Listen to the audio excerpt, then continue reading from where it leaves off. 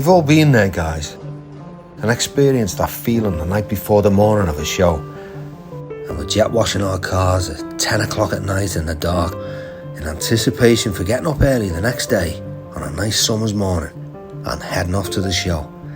And that feeling when you get there, when the car's safely on its stand in the show and you can relax, get yourself a coffee and explore.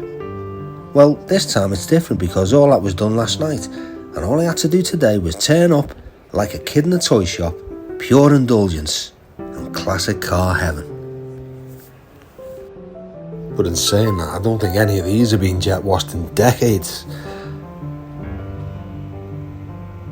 What a fabulous array of true classic barn finds. It's like going back in time. I think Footman James have clearly outdone themselves here.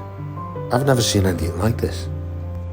And it's been a great opportunity for me to bring the cars here, show them in the flesh, meet up with some of the viewers, and simply chew the fat, and just talk about their cars and see what projects they've got on the go. The cars look good. And the Lotus seemed to get plenty of attention. And you all had mixed opinions. Should I keep the interior original? Should I change the paint? Should I keep that original? All interesting stuff, and I took it all on board, of course. One guy bowled up to me and said he used to work for Colin Chapman back in the day. And he reckoned he didn't even make 50 of the 501s. It's a really rare car, he said. That's something I didn't know.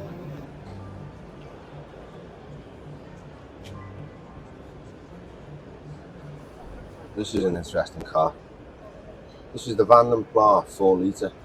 It's actually aimed at the high-end luxury market. As you can see inside, it's a little bit worse for wear. Full leather interior, all walnut dash. I mean, you know, plush Axminster carpets. And these actually, what the unusual thing about these, they actually had a Rolls-Royce engine, genuine Rolls-Royce engine fitted to them. As you can see here. There you go. I suppose it was better known as the poor man's Rolls-Royce, but it wasn't far off one.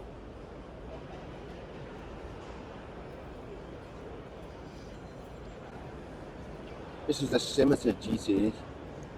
Again, it was aimed at the kind of boy racer, semi-sports car luxury market. My friend actually owned one of these, Mark, a few years back, and had a really weird thing where you'd have to take the rear axle apart, grease it all up, and put it all back together again. So it was a little bit high maintenance. These are fiberglass as well, or gel coat, whatever. Very fast cars, very quick cars. And that job had to be done every 3,000 miles, if I can remember right. There's another one over here as well.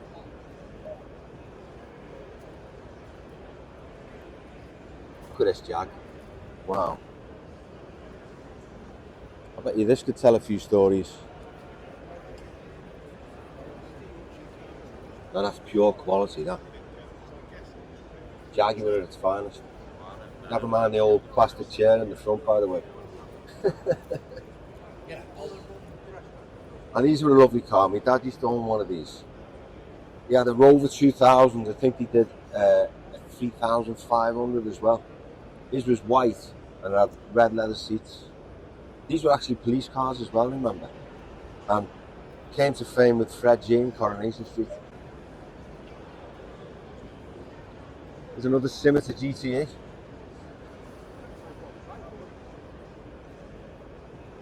A little bit better condition than the last one. And look at this. This is an interesting car. This is an Austin 3 litre. I think they call them the Land Crab. This is actually an ambulance. I've never seen one of these before. But again, these were a sort of mid-end luxury car for the business executive they were aiming at. So a lot of CEOs of companies own these, but they never really quite took off. But they were a beautiful car, walnut, leather, you know, all the bits.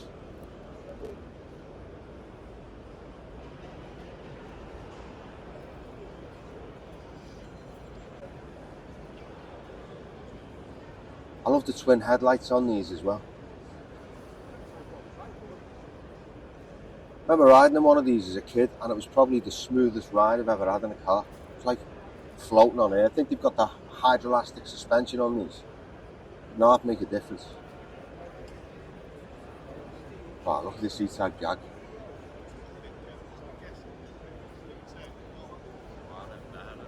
Wow.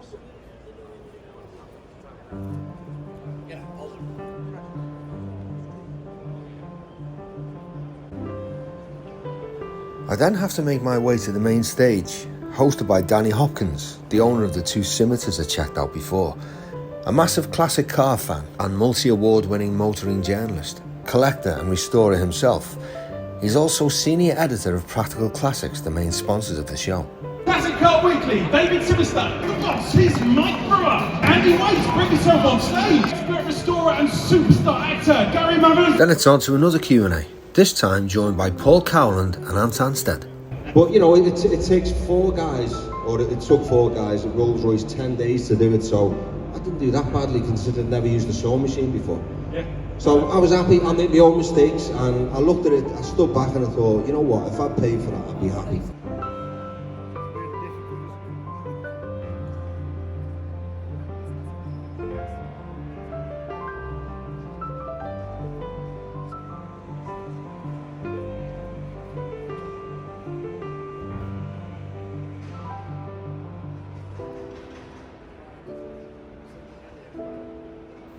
Wow.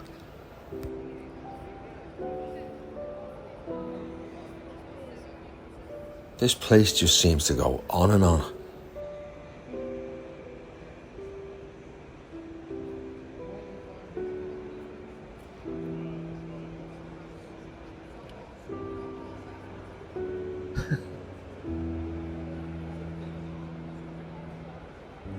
Imagine having one of these as a kid. I would have loved one of them when I was a little boy.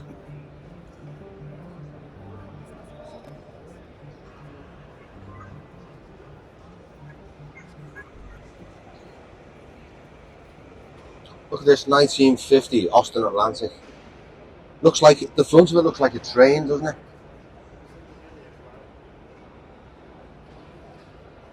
Wow. How retro is that? That's unbelievable. Come and have a look at the interior.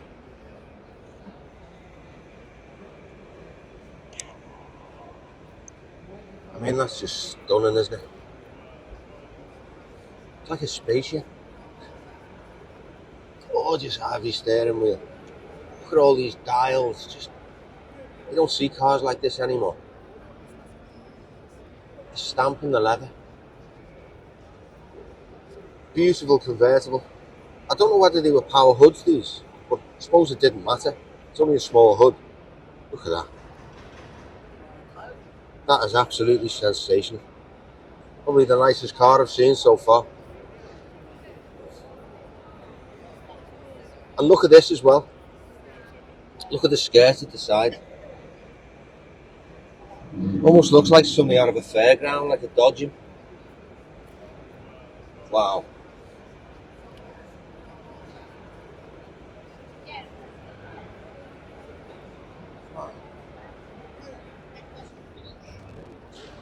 So these are the Wolsleys, you know, like the land crab we saw before, the barn finds. These are really nice examples. This lights up with the lights. It's a nice little touch. I remember the Wolsey 6, which I think this one is. And this was like, again, full leather, walnut dash inside. You can take a look at the dash. So you saw the barn find one over there. This is what they looked like when they were new. Okay, it's got an uprated steering wheel, but you know, that doesn't matter. Really wide cars, these. Plenty of room in the front and the back.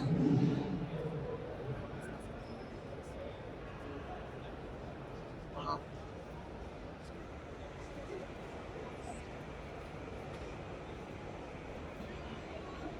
Oh, the old Fiat 126. These cars are amazing. I'll tell you a funny story about my mate had one of these. My friend Tommy Mack. And there was 6 of us got in it one night. We went to a nightclub in Liverpool, just when we were like, 18, 19. and my mate was 6'4". He had his head through the sunroof. How we got into it, I don't know, but one night we came out of the club, and where we parked the car, there was a barrier with a padlock on it. I thought, how are we going to get home? It's like 3 o'clock in the morning, and there's nowhere to lie. We lifted the car over the barrier. You know the strength of 10 men when you've had like a couple of pints, whatever. We lifted the car over the barrier and drove home in it. The driver was on orange juice, by the way. It's been one of the best car shows I've ever done. Mike Brewer, the governor, responsible for half the audience here today, as well as the rest of us up here on stage. It's been a real surprise, the amount of children here this year, all with big beaming smiles on their faces. 20 years ago, along with Ed Shiner, piqued the nation's interest, making this wonderful hobby seem accessible to all of us, with a little-known programme called Wheeler Dealers, and paving the way for numerous TV car programmes to grace our screens thereafter. I've been doing this show for 10 years now, and it's really 20. great. It feels like 20 working with you. I wasn't great. And, you know, I get to meet up with old friends and see all the car clubs, and I just got to echo what Mike says. It is a sensational show. Look how great the crowd is, and you're right, it's full of younger people. I mean, there's the old duffs as well, but... Yeah.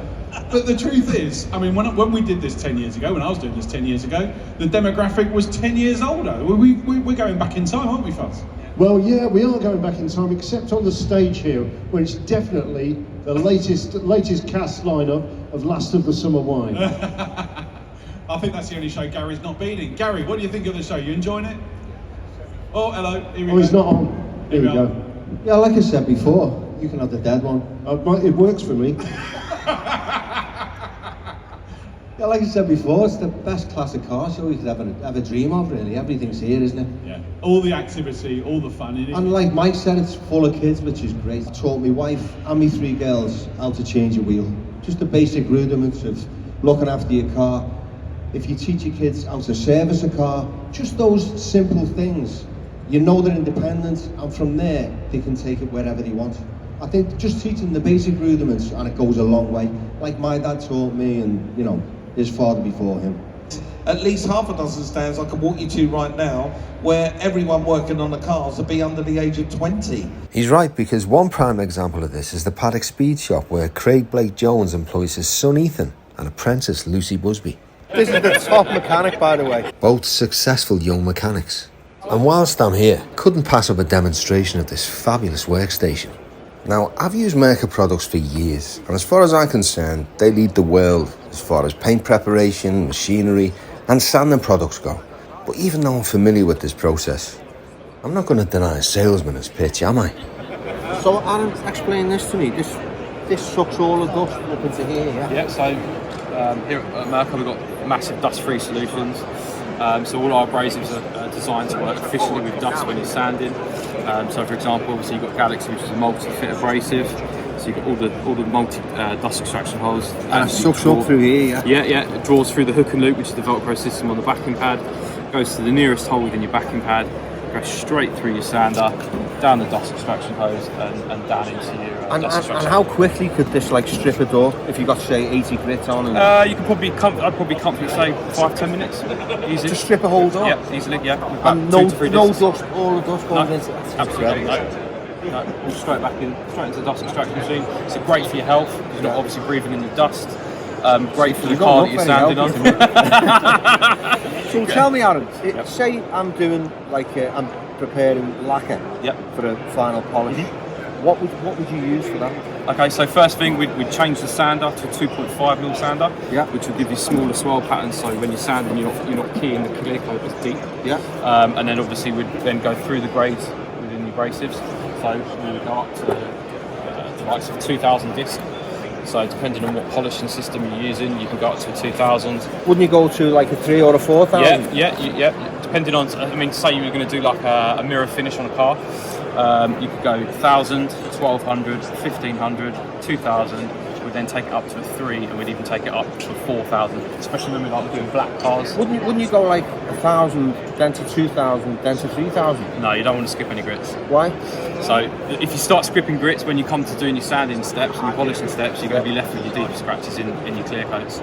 So when you come to polish it up, you're going to have to go all the way back again. So you only ever want to step up sort of 1,000 at a time. And tell me, Aaron, can the girls do the nails with that as well? Definitely the fine stuff. Oh, here we go. Definitely the fine stuff. You can. The amount of times I've broken nail and I've just gone, you know what?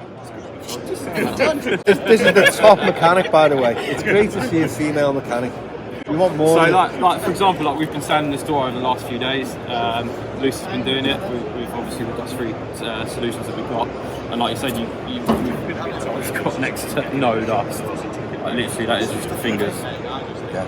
It's next to nothing. So great for the car you're working on because you've got no dust on your customers' vehicles. We can do it in a shoot just before you're going out. Perfect. Probably wouldn't advise it, but if you wanted to. Each to their own sort of thing. So yeah, really good. Really yeah, that's great. Well, thanks very much. Thanks, Adam. Yeah, really right. appreciate your time. That's right. And get me one of these. I'll see what I can do. Thank you. Just look at that. What a piece of kit. Well, I've already put my order in. It'll certainly make my job a lot easier. And it's back up on stage to reminisce about our favourite cars. So my first TV husband, Ed, most definitely it was the Lamborghini Urraco. With the AMP period, there's 2 cars, and I think Ant's going to possibly say the same.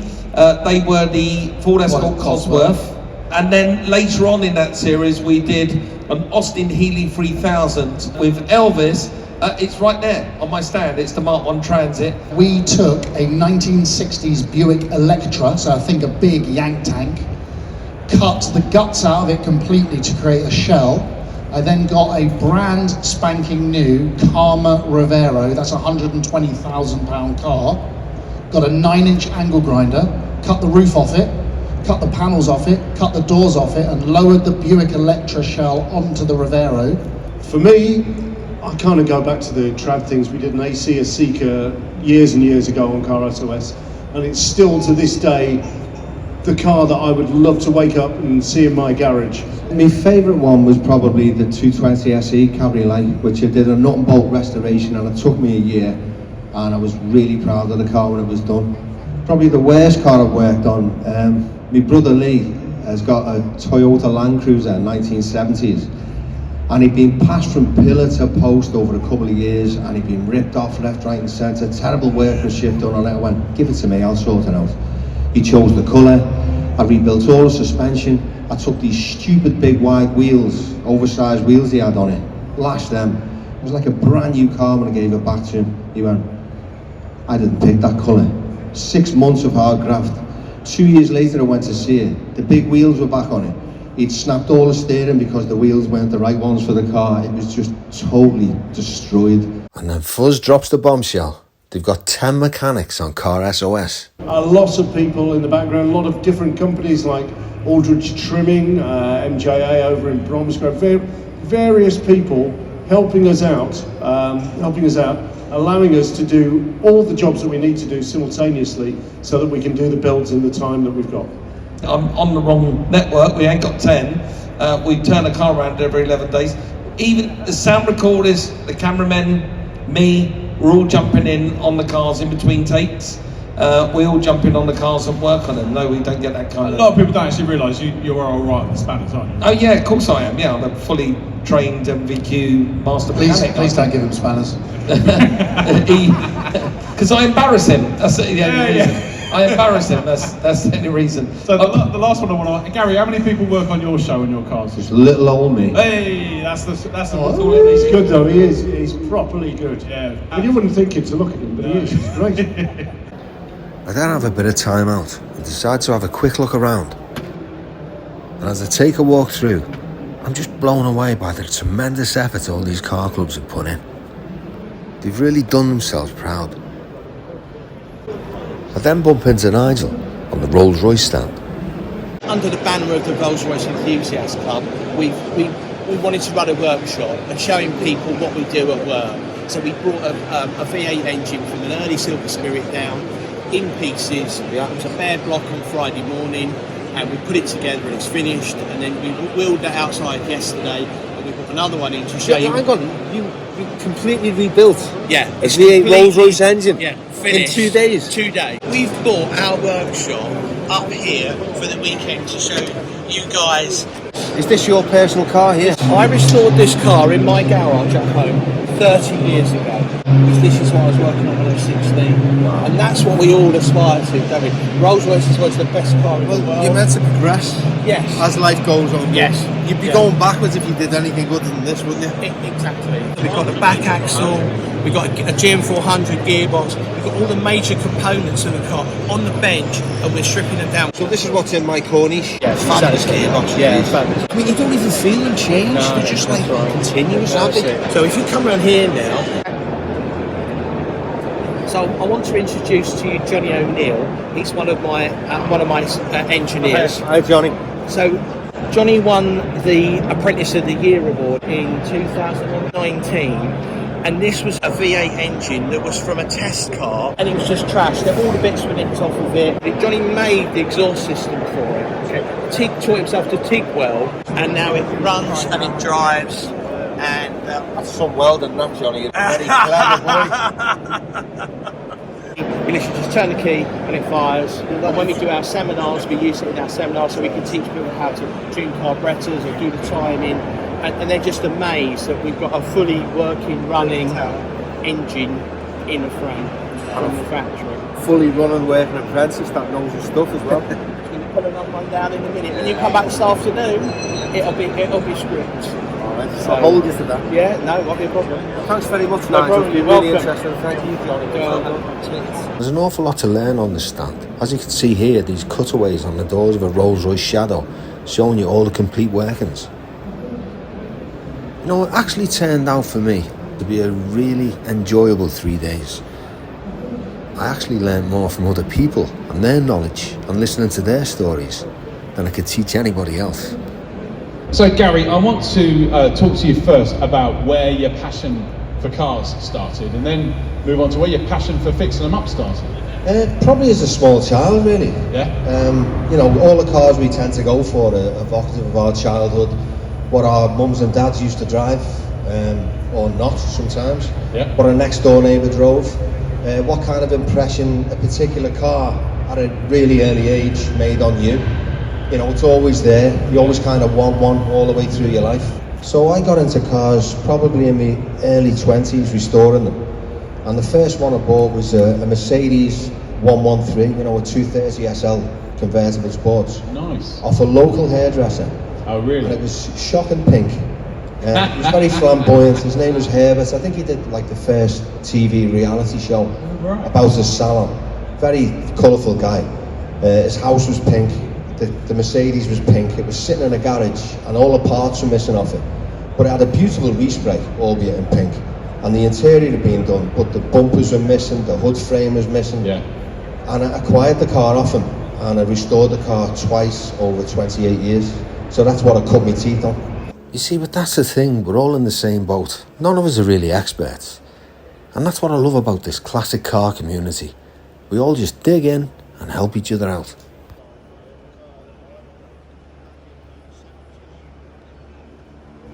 And as I pull away, I can already feel myself counting down the days to that next show in November. See you later, guys.